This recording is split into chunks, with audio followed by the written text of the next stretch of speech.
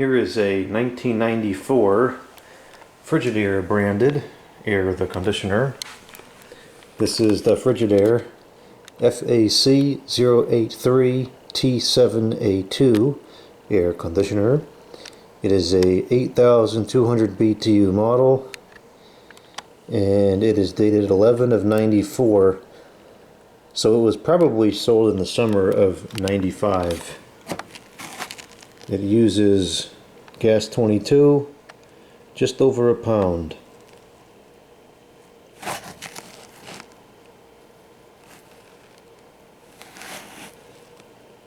The White Consolidated Industries WCI is the OEM. This is a WCI machine, which Frigidaire used as the OEM for quite a while, through the 90s and into the 2000s.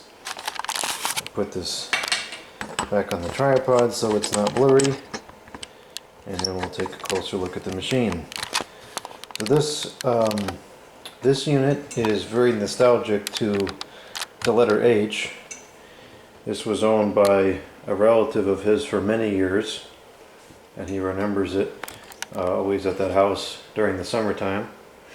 And it brings back some nostalgia to me as well, because the camera tripod is messed up here. Well, that's not why it brings back some memories to me, but that's just something else that's going on at the moment.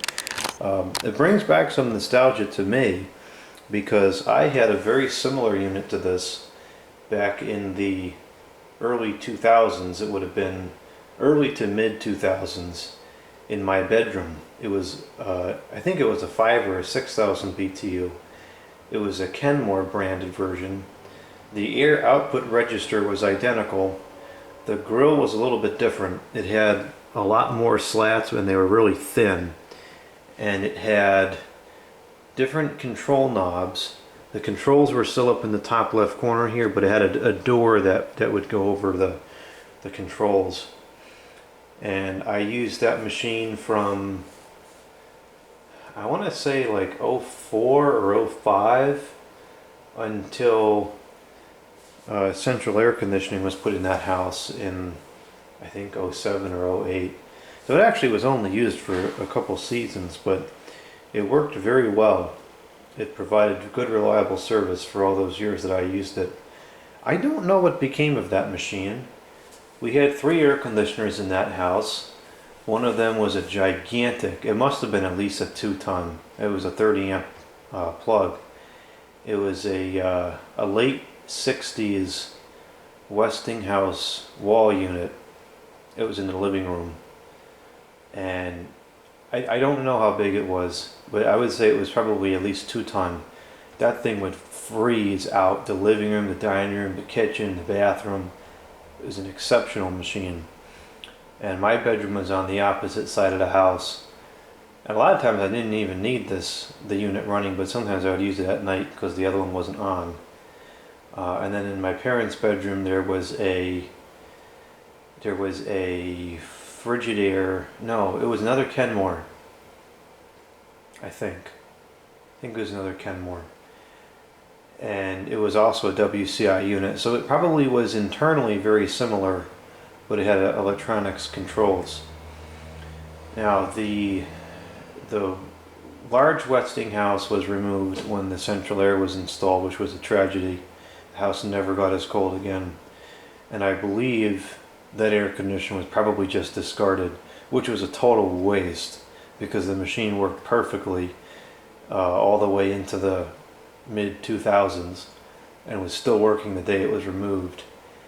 And I believe that the Frigidaire air conditioner that was in my parents' bedroom, I'm pretty sure that was given to my grandfather, who used it up until last year when I took it, because I gave him a different machine, because he was saying that it wasn't taking the humidity out, and I think it's user error, but there's something weird about that machine, and I'd like to use that this year because it's pretty nostalgic to me.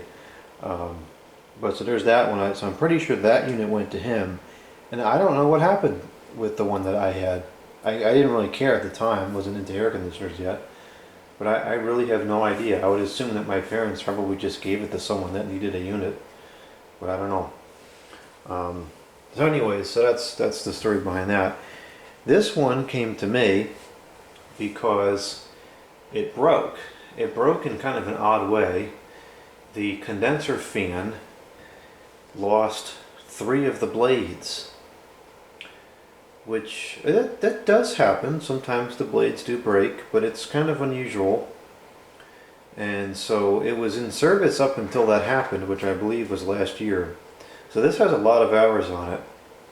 The machine was never cleaned or serviced to my knowledge in the time that it was used, and it was bad. It was full of mold. Both coils were plugged pretty good. I don't know how it was still working as effectively as it was. It was pretty well stuffed up with the mold and the dust. Curiously, the fan is still able to be purchased from quite a few different retailers at this point in time. I don't know if it's still under manufacturer or if it's just there's a ton of old stock. I don't know why there'd be so many left over, but they're out there, and they typically cost between $80 and $110 from what I saw. Is it worth that money to replace the fan versus buying a new unit? 150 million% it is, because these are much better machines than any other ones you can buy today. But I wanted to try to glue it first before I spent that kind of money on it.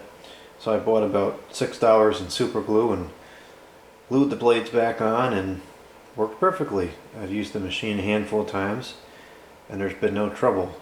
I think at this point we've passed the time frame where if it was going to break, it would have broken by now. So the fan's been glued up, coils have been cleaned back to 100% functionality, fans have been cleaned up, all the interior air chambers have been stripped of the mold, and the machine is pretty much back to like new condition, and it works fantastically. And I do have videos showing this whole restoration process for those who are interested. At the time when I was reassembling it, everything was all original and working properly still. The capacitor was reading a touch below spec. The capacitor is 30 years old approximately. I opted to replace it. I don't think that was necessary, but it would save me the trouble of potentially having to go back in the machine soon. And quite frankly, a 30-year-old capacitor doesn't owe anybody a dime. So we'll go ahead and start this up now. I'll put the camera over here so we can have the most potential of getting the startup sound. The thermostat is, I think it's busted, I don't know. Somebody told me in the comments box, and I didn't know this, but somebody suggested that the thermostat has 2 different adjustment knobs. One alters the temperature and then one alters the swing. So I guess you can adjust, if that is true for this particular thermostat, you can adjust the swing to be 1 degree, 2 degrees, 5 degrees, 10 degrees. And I'm wondering if that's actually what I did unintentionally, because I've noticed that, like, even now it's, what is it, 76 in here, and it's not even doing anything. This thermostat's very loud. You would hear it click if it was doing something. And the temperature regulation of this thing is terrible. I don't think that's how it's supposed to be. These are pretty good units. So I'm not sure if that thermostat's busted or if I adjusted it incorrectly. I'll revisit that when I take the machine out. I'm not going to be using this too much longer. It's very, very loud. These are really pretty good quality machines. It's kind of interesting to work on them. I'm a big Westinghouse guy, obviously, from the ones I grew up with. And so I've worked on a lot of older Westinghouse machines. And it's really interesting to work on this, which was built 40 years later than some of the other ones. And the design is very similar in a lot of ways. It's interesting to see the remnants of the original Westinghouse design still in production this many years later. And these are very good quality units. They worked well. These are, I think a lot of collectors would argue that these were the last of the really, really good units. There were some okay ones that came after these, but these through the 2000s probably the best quality machines you could get at the time. Fedor's, I would argue, was a close second. But these are probably the best in terms of quality. Fedor's might have been a little cheaper in terms of cost, and so that gives it some extra points, but these are definitely very good. The one that I had, the 5 or 6,000, was exceptionally quiet. And that other one that my grandfather had, that I now have, that used to be in my parents' bedroom, I think, that one's also very quiet.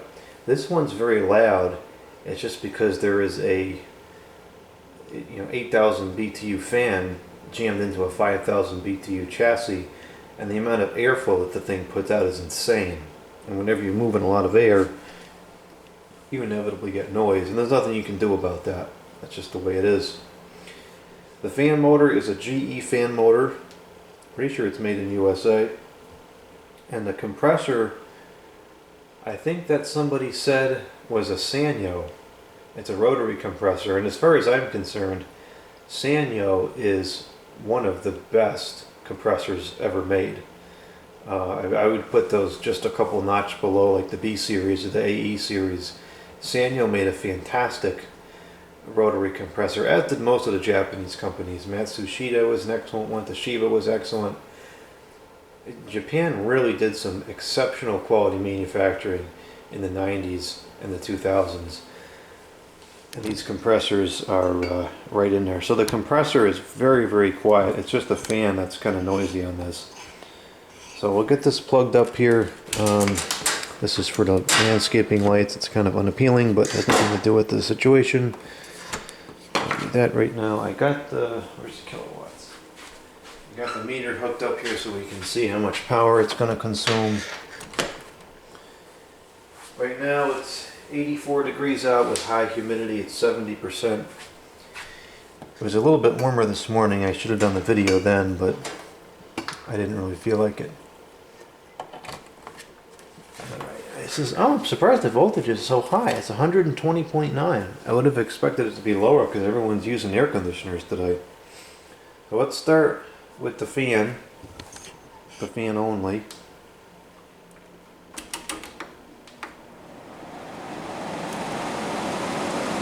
That's low fan, and it's already quite loud.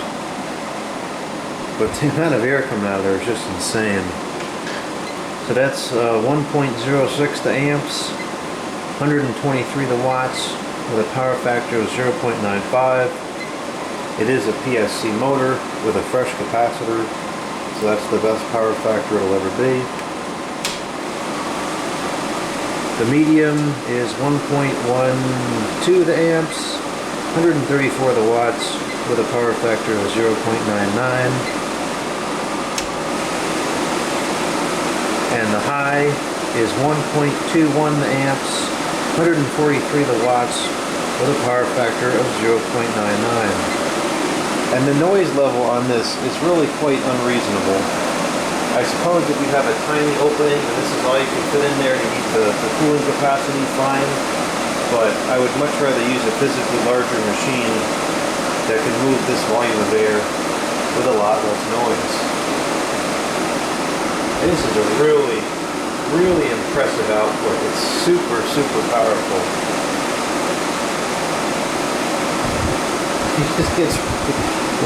This has got to be one of the highest output units that I've ever tested in this capacity. I mean, this physical size. This is unbelievable. And it's across the whole thing. It's really strong. Even on low, the output is still really quite strong.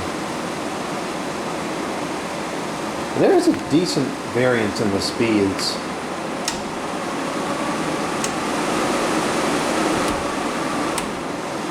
This low is not too bad, relatively speaking, but it is overall quite loud.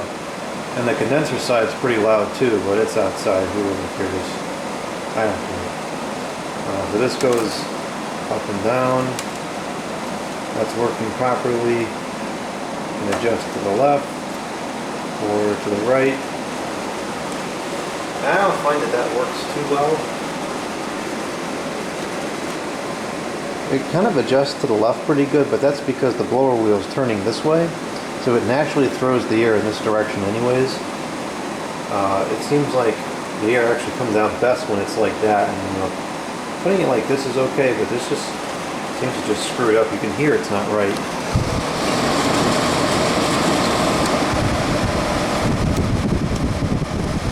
Here to here is like kicking back in there. So I typically leave it kind of like this or just straight up, and it works fine that way. Alright, we'll go ahead and turn it to cool now. Try to get this out of the wind noise area. I have not used this in probably 3 weeks, so this is what we will call a cold start. And I'll try to keep an eye on the amperage here so we can know what the inrush is, although this meter really doesn't measure the inrush that well at all.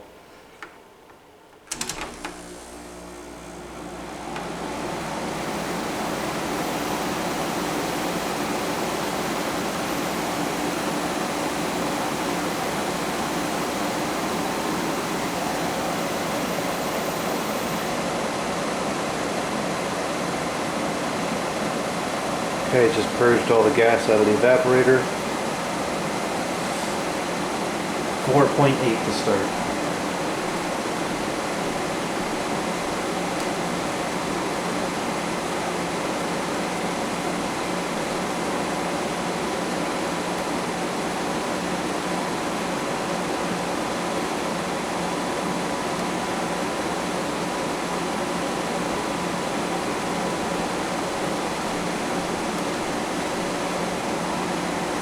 It takes a minute to start cooling because it's rotary. The compressor's got a lot of hours on it.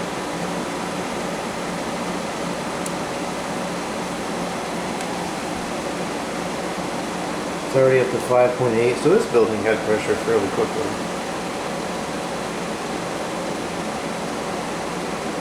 It's got one of these filters.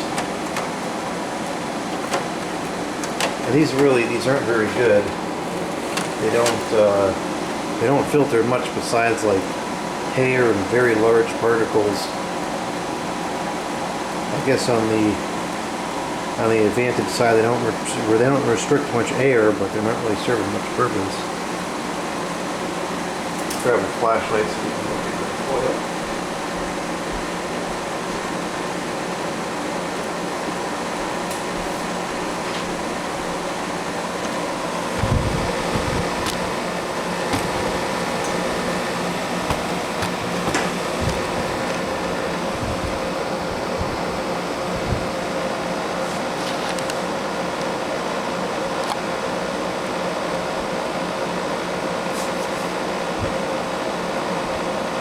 Definitely got some rust on that stupid, what do you call it, side piece there, that steel piece that all the loops go through. I don't know why all these manufacturers use that. It's a terrible design because it's dissimilar metals that are getting wet all the time.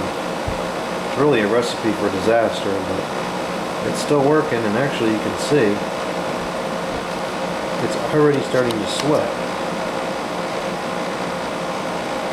Maybe you can't see it because I'm on blur, but yeah, it's already starting to sweat in there.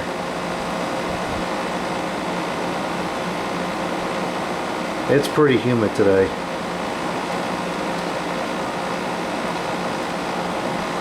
Yeah, it's getting right down to business.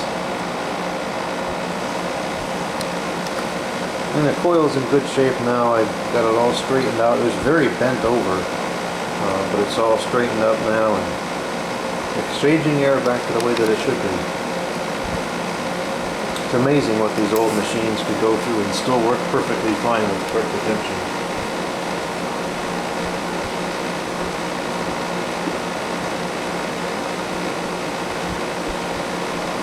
I wouldn't be surprised if this runs for decades now that it's all cleaned up and working properly again.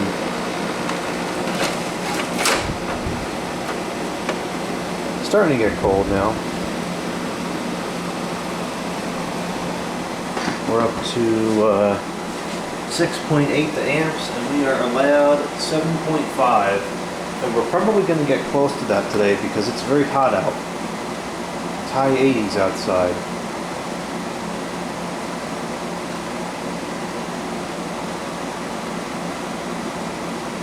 And as you can't hear, the compressor is very, very quiet. It's pretty much inaudible from the inside.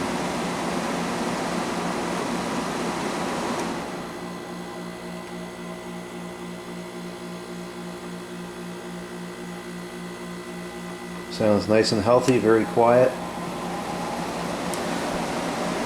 I'll open up the window here so we can get a shot of the compressor noise from the outside.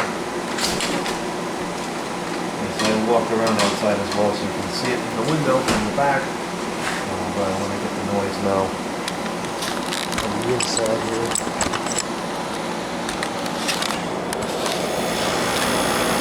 I barely even hear it.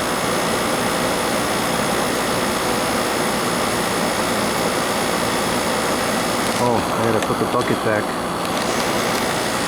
Otherwise we'll get water in the basement.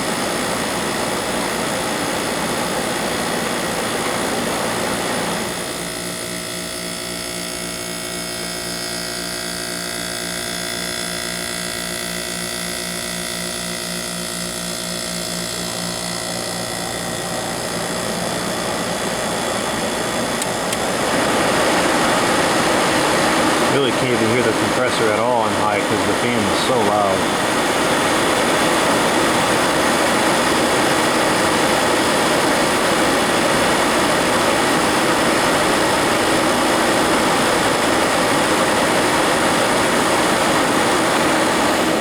Oh, that's not good. We got something trying to build nests in the window screen track. I'll have to clean that out. At least something around here.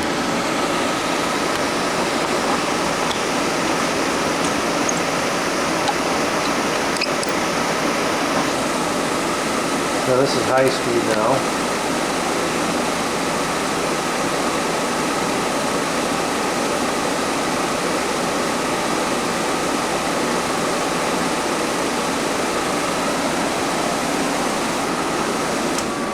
And the medium.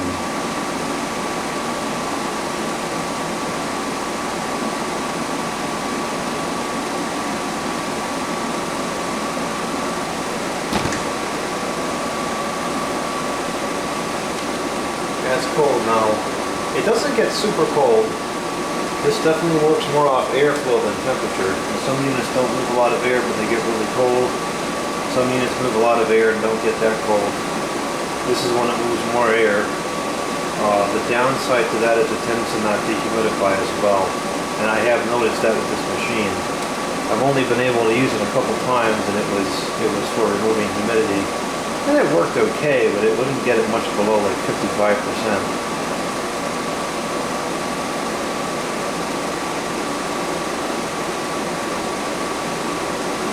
That is 7.2 amps. It'll probably consume the most electricity on low. Let's get a reading on high.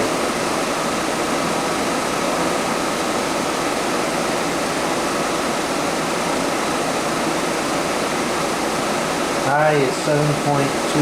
I might keep going down. 7.18. 16. 14. Yeah, I'll let it go down for a while. I'm going to go grab the temperature meter so we can read the temperature output. And then when I come back, we'll take a look at the power consumption.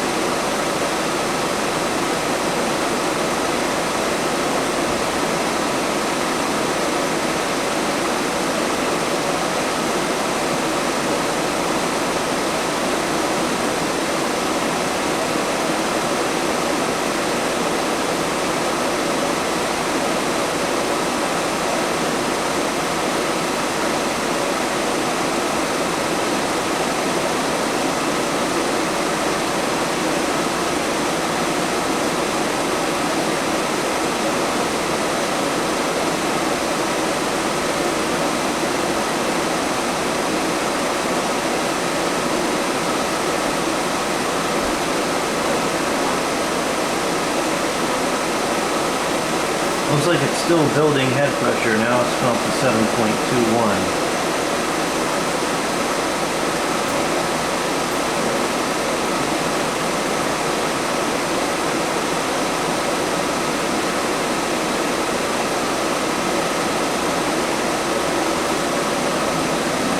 There goes the internet truck.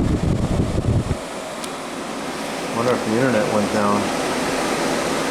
I haven't been using the computer this morning, so I don't know. I wouldn't want to be working on the lines in daylight today. That's going to be rough.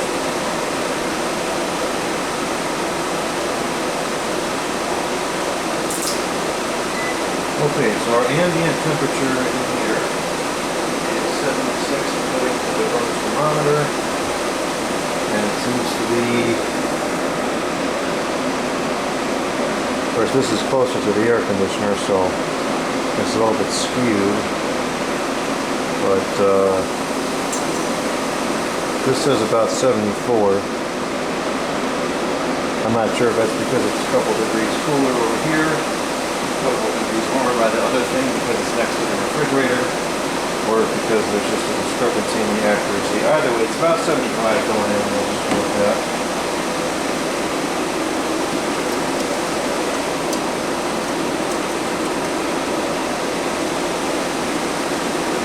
And this is going out at 51. Actually, that's a pretty good delta.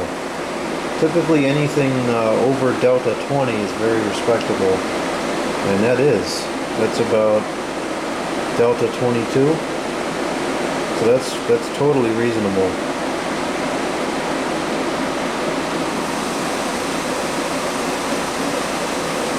And the power consumption is 7.27, so it is definitely still building head pressure. It takes a while on these rotaries. Seems like the problem gets worse as they age too. Alright, now let's go to the medium, and we're going to notice that the power consumption goes up. Even though the fan is drawing less power, the compressor is going to start consuming more power because the head pressure is going to go up from the slower fan speed. So it'll drop initially from the fan motor change, but then it'll climb.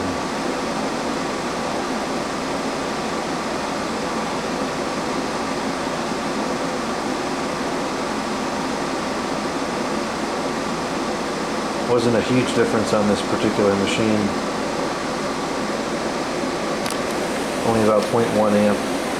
But you have to remember that the compressor is drawing considerably more because the increase in the compressor would be the reading we just saw plus whatever medium is less of high. So probably like 0.3 or so in total. And there wasn't much of a change in the temperature either. It's still 51.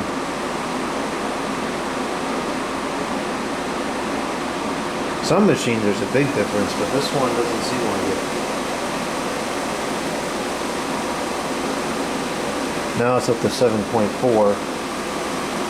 Let's go down to low.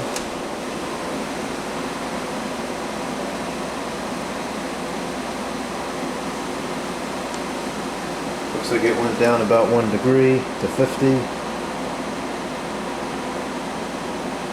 49, 50. Yeah, so not much of a difference in the temperature per speeds at all.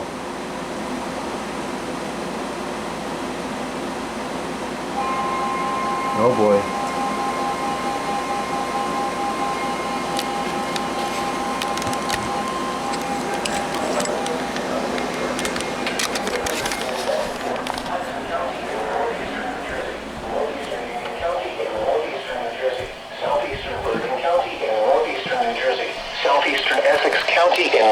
New Jersey, South Central Westchester County in southeastern New York, Queens County in southeastern New York, Bronx County in southeastern New York, Kings County in southeastern New York, Manhattan in southeastern New York, northwestern Nassau County in southeastern New York, until 4 p.m. At 3:14 p.m., a severe thunderstorm was located over Harrison, moving east at 35 miles per hour. Hazard, 60 miles per hour wind gusts and quarter-size hail. 60? Source, That's radar high. indicated. Impact, minor hail damage to vehicles is possible. Expect wind damage to trees and power lines. Locations impacted include Newark, Jersey City, Jamaica, Elizabeth, New Rochelle, Flushing, Bayonne, Mont Haven, Hoboken, Bloomfield, East Tremont, Orange, Garden City, Lyndhurst, and Rutherford. For your protection, move to an interior room on the lowest floor of a building. Large hail, damaging wind, and continuous cloud-to-ground lightning are occurring with this storm. Jeez. Move indoors immediately. Lightning is one of nature's leading killers. Remember, if you can hear thunder, you are close enough to be struck by lightning. Wow. I wouldn't be surprised if we get something strong come through here as well. It's the right kind of weather, for sure. And it's very windy, so the storms could move in quick.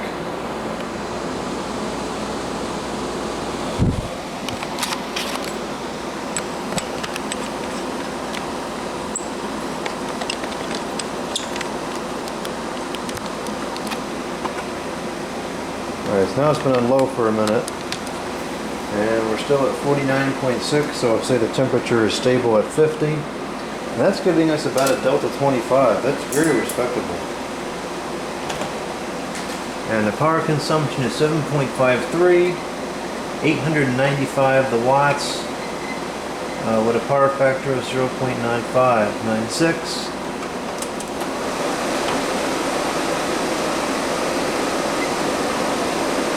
See what it goes down to on high.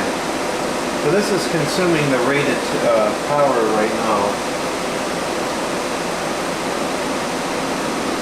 But it's hot out. It's fairly warm inside.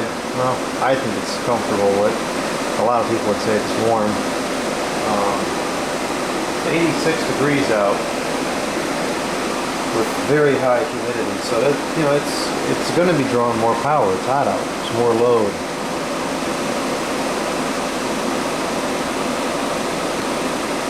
Down to 7.2.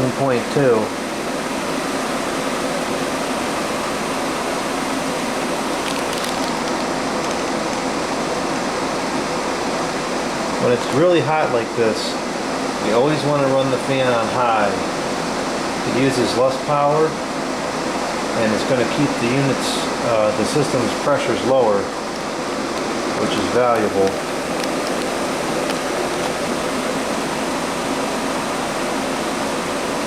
I don't think it's going to be dripping yet. Let's see. No, it's going to take a minute to start dripping. I think. It's going to take like a half an hour or so, maybe.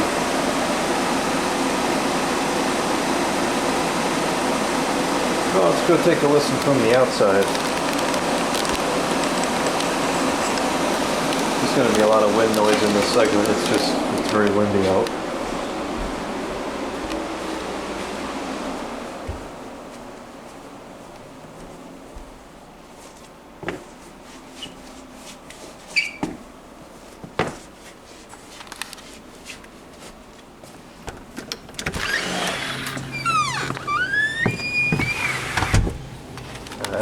It's hot out here. Even for me, this is kind of warm. It's because of the humidity. See how hot it is? Even this, this is a very old, mature, developed, established bush, and even this is wilting in the sun here. That's how you know it's hot out.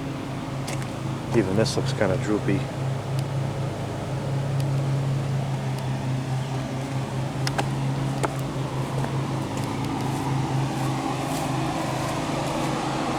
Oh wow, yeah, that's wilting as well. Needs some watering if it doesn't rain. So this is what the machine looks like from the outside. Now if you notice, there's a bunch of coil rot here on the bottom and rust.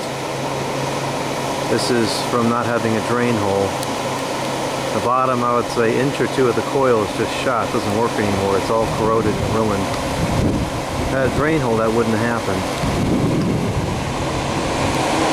It's got very good airflow. all the way across. You can feel where the fan is. The fans have a good aerodynamic design on these. They create a lot of static pressure and really push the air through the coil nicely. It's actually got a pretty high delta coming out of it. I'm surprised it's that hot with how much air this pushes. So the factory design, yeah, stupid squirrel dug up the thing there. The factory design has this drain hole, which will allow water to spill out of the machine once it fills this cavity. And that's why we have the rust around there. That's where the water was coming out. Now, this cavity, when this fills with water, the fan has a ring around it which will pick up the water and sling it on the coil. Then the coil starts to corrode, then this starts to corrode, and then it gets ruined. So look at how much rust there is now. That would not have happened if the drain hole was here, where the water would just drain right out. So that's why I drill these holes, so the water can drain right out. I should have done a smaller one here because we're losing some air through there, but I don't think it's enough to really be a problem. It's going to drip right on my new landscaping. That's not ideal. I thought of that when I was putting these bushes in. I said, oh boy, that's going to be a problem. Well, oh well, I'll have to just jam the bucket up against the bush. That's what it looks like and sounds like from the outside. The camera battery's dead, so I gotta go back in.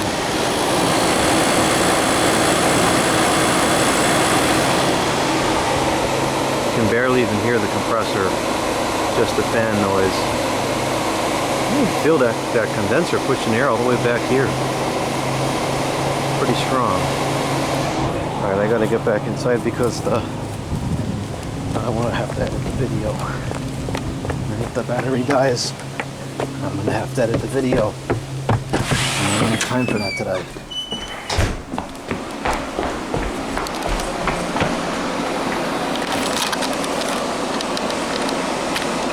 Got it.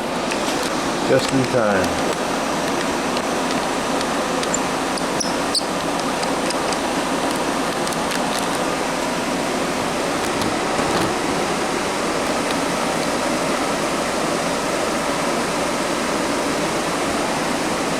What's our power check here? 7.25 on high.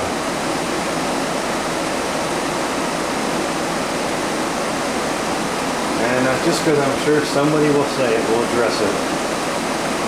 The original factory design with water sloshing around in the coil, blah blah blah. Yes, it would draw a little bit less power. It's also going to rot itself away, so it's not worth it.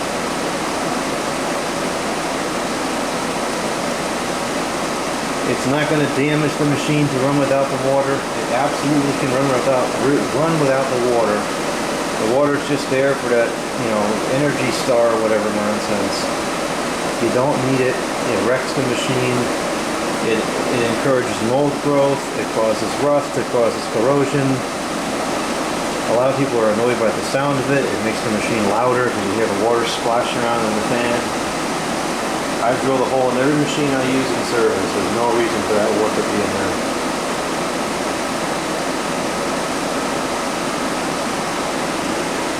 Alright, we'll go ahead and shut it down now. Let's try to get the camera as close as possible to hear the sound of the gas stopping.